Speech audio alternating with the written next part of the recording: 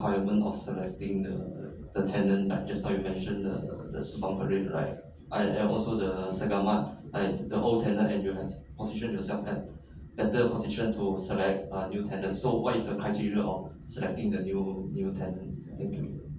Okay, so I think maybe I'll pass the mic to Sabrina, but to address that,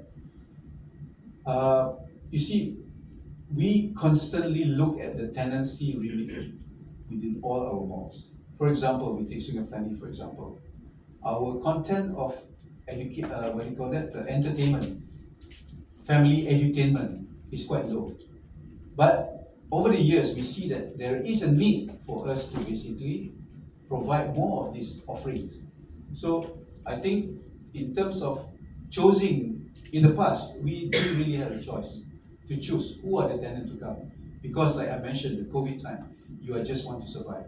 But now with all this purging, this, what do you call that, new tenant coming in, with the plan that we are in the position to choose who we want and what kind of content we want for this mall, what kind of content we want for Segamat, and what kind of content we want for Mercato.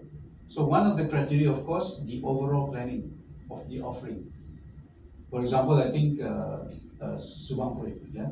Subang Parade, you see that now we are bringing in more F&B because we see that F&B is something that was a bit lacking, yeah, in terms of the mix. And also, we mentioned earlier, next to our mall, what do you call that? News Empire. You know, they also did certain decision which we feel that an opportunity for us to grab those clients. So Subang Parade is not focused on whether it's halal or not halal because we provide those F&B catering that covers both halal and non-halal. And with the decision of our next door competitor of choosing only on certain area, we are actually grabbing some of the client to Subang Parade. So one of the mandate also is also the surrounding, the competition forces. Most importantly, of course, is the hurdles. I mentioned about Subang Parade. We are putting a minimum hurdle of at least 6.5%. So any new tenant that we renew or any new tenant that we bring in, first must fit with the overall tenancy. Second, year. Maybe Sabrina wants to add. Okay. First of all, I need to highlight one of Hektar's strengths, which is actually in localization. First, going back to our basics, what we need to know is our customers, right? So we are very much data driven. We rely on the market research that we have on our demographics. On the ground as well, we also collect data on our customers to ask them directly or indirectly sometimes, what do they want, what do they expect to see in our malls. We engage directly with our customers. Yeah. So from that, we did our own analysis on whether the brands that approach us or the brands that we approach are strategic or not. We also rely on tenancy mix. Every mall is different. So in terms of curation of each mall, we really look at the tenants that we have, the demographics that we have, existing tenants that we have. And in terms of what is trending, sometimes not necessarily what is trending is suitable for our mall. We look at it long term, which tenant can actually sustain. So what we have done from all of this analysis, for each center, we actually have our own tenancy leasing strategy each year crafted by our team. Yeah.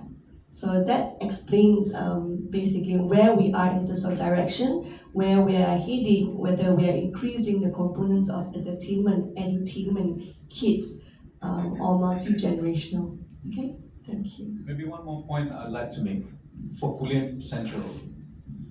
We also took a drastic decision at that point in time because we had a big space tenanted by Giant, and we took a very bold move to reduce half of the space, hence fact in terms of occupancy, but bringing in a better brand like Mercato. Why the impact on Mercato?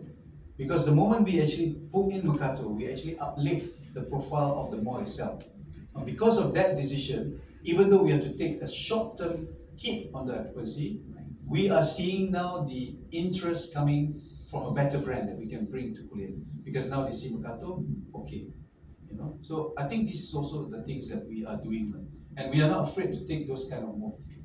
I mean, sometimes you have to take a short-term gain for a longer sweetness.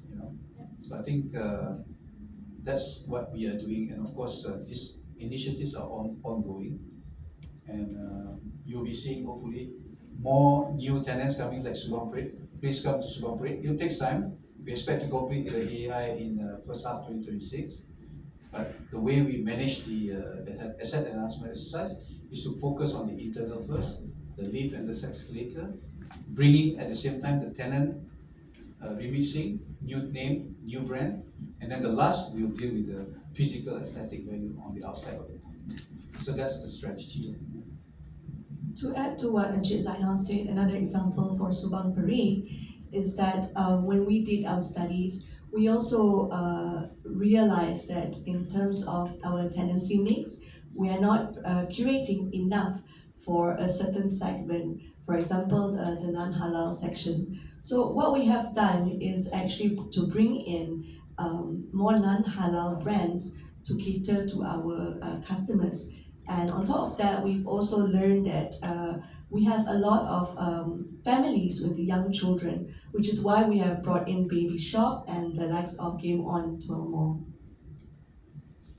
Thank you. Thank you very much.